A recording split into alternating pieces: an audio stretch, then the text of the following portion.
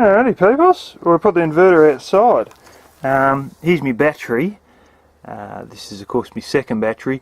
Originally I had the Chinese inverter in there in the battery box and one battery, and now I've got charge controller, one battery, second battery, and the Australian built, made in Melbourne inverter, more than double the price of the Chinese one. This thing, those fins barely even get lukewarm in blooming 43 degree weather and stuff like that. This thing is brilliant, and I've put them in here. Now originally I had this battery sitting in the middle and I was going to build a bigger battery box, blah blah blah, and then I worked out, no, hang on a minute, all you got to do is just shuffle it to one side. And I've done all my measurements and that and worked out I could fit it in there, and I was right, I could fit it in there. But me plug that I usually have plugged in, yeah, she was going to be a bit of a tight squeeze from there to the bottom. So this quad adapter is one of these ones with a side plug. I don't know if you can see it in there, but it's one of those angle ones that's sort of like flat. So I put that there, and I sort of had to do that unless I went and bought another plug-in for that.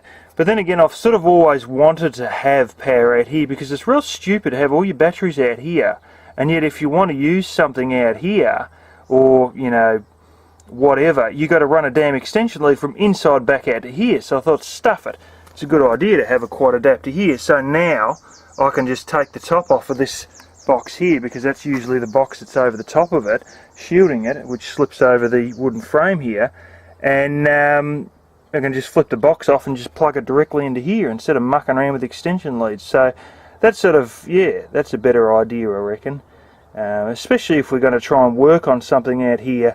And you know, I've got a nice 240 volt light, and I can use that instead of flattening lantern batteries or whatever, you know. So yeah, there we go, she's all set up, and I'm sure there's somebody who's going to tell me I could have done it better, but I used to have a bit of a trouble when I had this inside, something to do with the current draw. Not going to go into it, rather technical, but basically I have been fiddling around inside trying to get that same problem to occur, and it now will not occur because I've got it so close to the batteries. The reason I put this inside was to try and keep it cool during the summer, and the evaporative cooler I had would suck in air from one side of the room, and where it would blow it would blow it out over the top of this and blow over the fins. That was the theory, based on the fact that the Chinese one was so useless that when it got to 31.5 degrees Celsius or 88 degrees Fahrenheit, that was it. You had the fan running non-stop.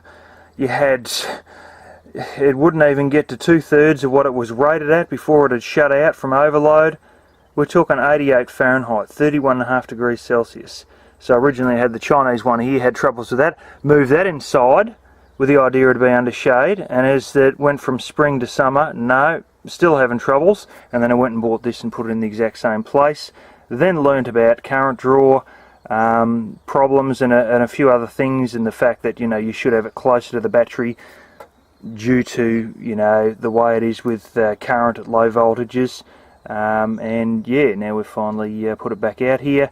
I may put a circulating fan in this in the summer, but at the moment it's the winter, and honestly the hottest these have ever got is barely lukewarm. And if you're wondering about that stuff on the back of my hands, that's from wearing gloves, because I have put Vaseline or petroleum jelly all over that and don't like getting on my hands, and then you get this white powder all over you instead.